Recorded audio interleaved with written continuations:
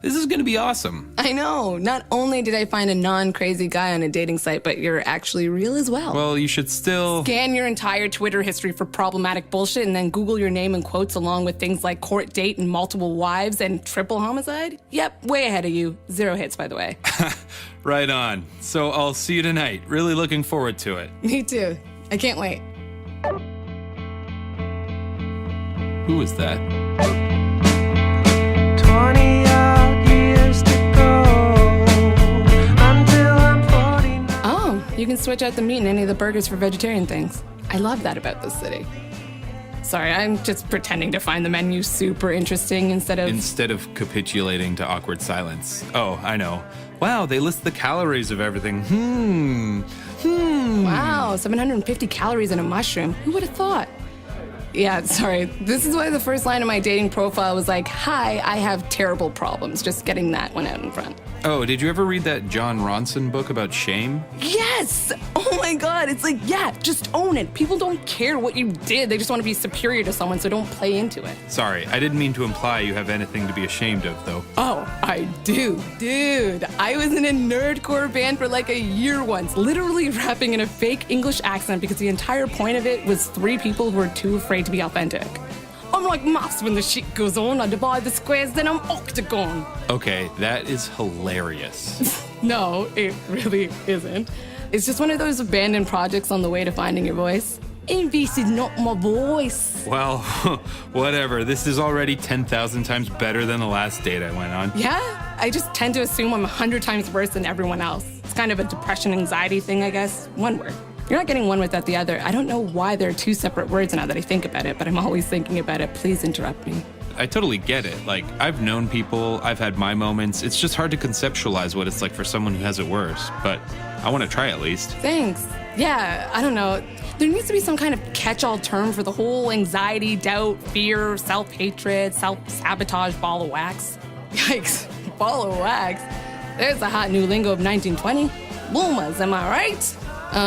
Anyway, yeah, when you're talking depression, it's just the whole thing of not feeling like there's a point to doing anything because you're so shitty or the world is so shitty and you can't stop telling yourself that even though you know it's not true.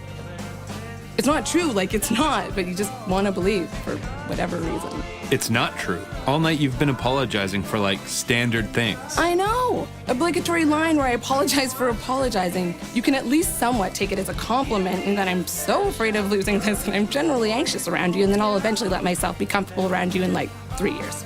I can wait. I mean, I can't wait. I mean, you know what I mean.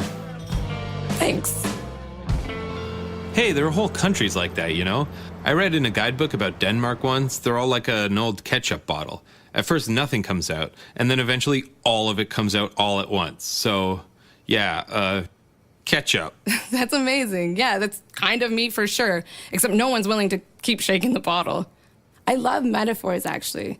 Like with depression, there are a lot of comic strips I could send you that one thing where depression's like a broken hand that people keep telling you to just get over. Yeah, I've seen that, I think. Oh, just man up. Because that's a thing. Oh, I know. I actually have my own metaphor for it, though. It's like this thing where... did you ever watch that show, The X-Files? Oh, yeah, back in the day for sure. I actually didn't, but yeah, back in the olden times of actually using your TV back in 1920, I did that thing where you randomly watch a show you've never seen, and then like 2 years later, you randomly decide to watch it again, and you change the channel, and it's the exact same episode? Yes! Oh my God. So yeah, I've literally seen one episode twice, but it's the one where... X-Files and Lady X-Files are trapped in this big fungus thing, and it makes them hallucinate, and they can't tell if they're awake or dreaming, and it keeps tricking them into thinking they've escaped, but they're still trapped, and that's kind of the basis for my depression metaphor. It's this thing where you keep slipping into another reality, and you don't notice, and then it's too late. Oh, okay, so, like, you're telling yourself you suck, even though you know you don't, and even though you know it's not your real voice saying that. Yeah, it's not like you're trapped in a fungus, though. It's like you're sitting in your living room and you're talking to someone about your problems and they're just laying into you about how shitty you are, how you might as well not even bother dating because you're just going to be wasting everyone's time. And you're kind of nodding along, and then you look up and you realize you've been talking to, like, depression guy. You were just sitting there reading, and this horrible dude snuck in your front door, sat down and started saying shit to you, and it took you like 2 days to notice, and now it's too late, and you'll be sad for weeks. Weeks if you're lucky, sad if you're lucky. Depression guy. I'm just picturing like the stereotypical mustache villain who ties people to train tracks. Yeah, exactly. Except he's dressed more subtly, like he belongs there. He's camouflage, he's all articulate too. He's like hipster mustache villain. The modern version. He blends in so you don't see it coming, but then he suddenly annihilates your self-esteem before you could remember that this keeps happening. That's kind of how I see it anyway.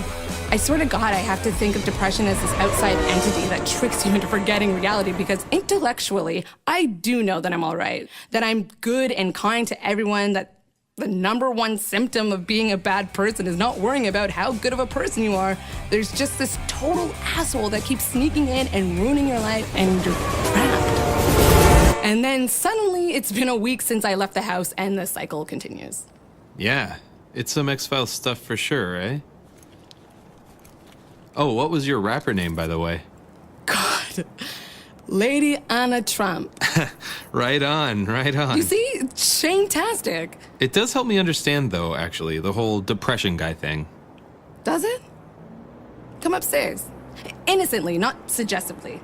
I don't nothing on my very first date. Now you're Is that supposed to be I don't do nothing? I don't do nothing. Does my psychotic metaphor actually make sense? Hi, I habitually lose touch with reality. Pretty good date, huh? Yeah, for sure it makes sense. I think this date was pretty great. If it rhymes, it must be true. All right, thanks. Like I said, when the server shows up and you both forgot to decide what to order, that's like the best possible sign, right? Yeah, I think maybe it was a good date, actually.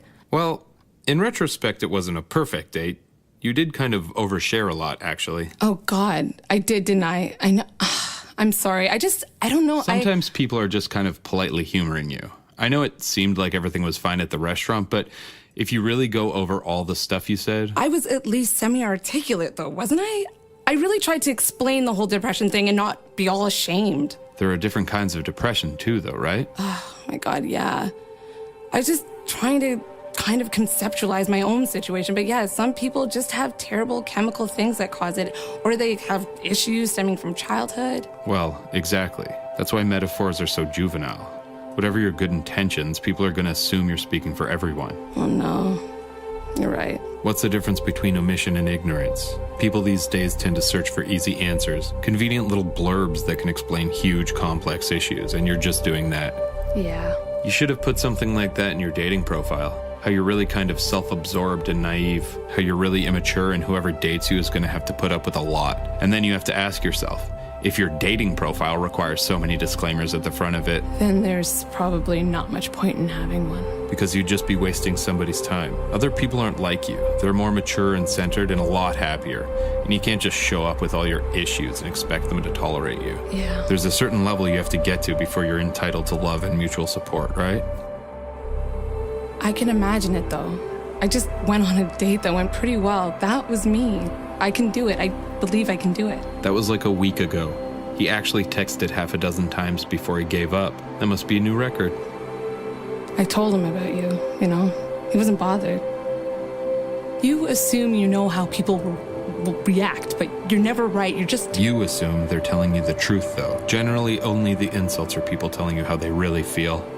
I remember it, though. That was me. Just like I can always imagine the worst when I'm doing all right, I can at least picture the best when I'm severely depressed. Hey, it rhymes at least. Barely. Well, I at least want to believe.